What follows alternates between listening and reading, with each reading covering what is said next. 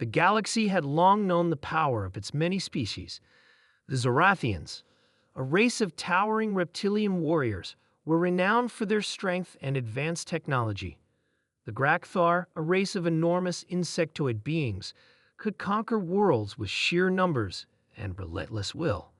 The Sylphians, the master tacticians of the known universe, were never outwitted. Yet, despite their grandeur and overwhelming presence, one thing had remained constant: humanity was often underestimated.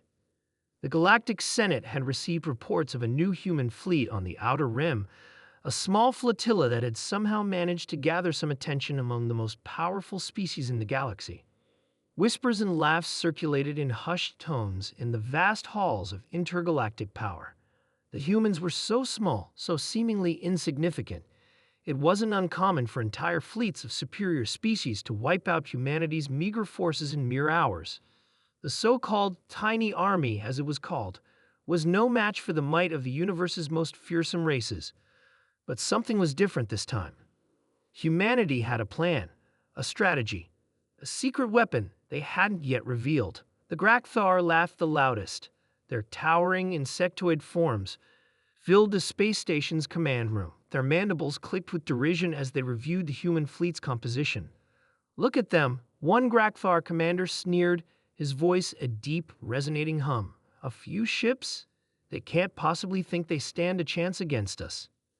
The Zorathian warlords, tall and formidable in their green, armored exoskeletons, scoffed as well. "Pathetic," one growled, his claws scraping the floor with a sound that sent shivers down the spines of lesser beings. "Let them come. They will be crushed." The Sylphians, ever the quiet tacticians, observed from the shadows, their dark, glowing eyes taking in every detail. They didn't laugh, but their smirks were evident to anyone paying attention. They were rarely wrong about military movements, and they knew that even the smallest, seemingly insignificant opponent could sometimes tip the balance in the most unexpected ways. Still, the Sylphians kept their judgment in check, waiting to see how humanity would play its cards. The battle began. The humans' tiny fleet of just 50 ships, small by galactic standards, entered the contested sector, their flags of humanity flying proudly. Despite their size, the fleet was well coordinated, moving with a precision that baffled their opponents. On the other side, the massive Grakthar and Zorathian fleets advanced, their ships towering in comparison, their firepower overwhelming. But then, something strange happened. The human ships did not retreat as expected. They didn't even make a futile attempt to fight back with sheer numbers. Instead, they scattered. The fleet broke apart into small groups, each vessel weaving in and out of the asteroids and debris fields like a swarm of bees evading a predator.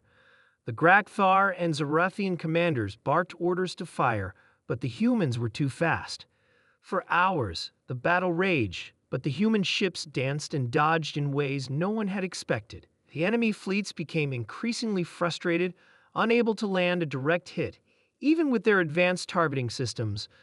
The Grakthar's bombardment missed repeatedly, and the Zorathians' weapons shattered on the shields of the human ships, the latter moving in unpredictable patterns.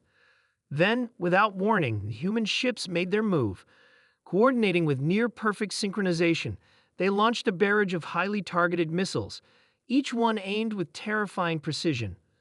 The first wave caught a Zorathian dreadnought, its shields failing as the human missiles found weak points.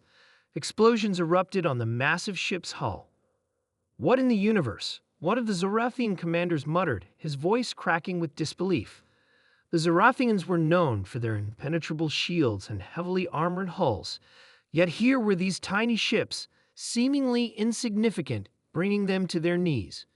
The Grakthar reacted with fury. "We will crush them," they yelled in unison, rallying their forces. But it was already too late. The human fleet had created a deadly opening. More missile strikes followed, hitting one Grakthar warship after another. The tides of war had shifted. The tiny fleet had unleashed something no one had accounted for. The humans were not just skilled in maneuvering their ships. They had perfected the art of misdirection, of using the environment to their advantage. The small, agile ships didn't engage in direct confrontation. Instead, They outwitted and outlasted their much larger opponents. In the midst of the chaos, a Zorathian commander let out a screech of panic. Their technology, it's not like ours, but they know how to exploit our weaknesses. The Scythians, observing from their silent corner, now understood. Humans weren't relying on sheer power or overwhelming numbers. They were relying on ingenuity and adaptability. What they lacked in size, they made up for in intelligence and resourcefulness. The battlefield, once filled with overconfident warriors, was now in disarray. The Zorathian and Grakvar fleets were retreating, their ships crippled and their commanders humiliated. The Scythians, though always composed, now felt a strange sense of awe. They had underestimated humanity, too. When the smoke cleared and the debris settled, the tiny human fleet stood victorious, their ships damaged but still operational. The massive warships of the galaxy's most feared species were either destroyed or fleeing. The Galactic Senate would never laugh at the human race again. The victory was a testament to humanity's strength, but not in the traditional sense.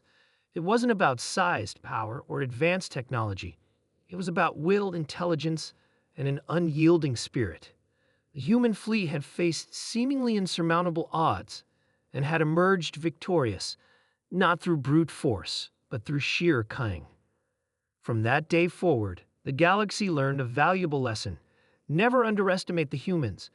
They may be small, but they were never weak.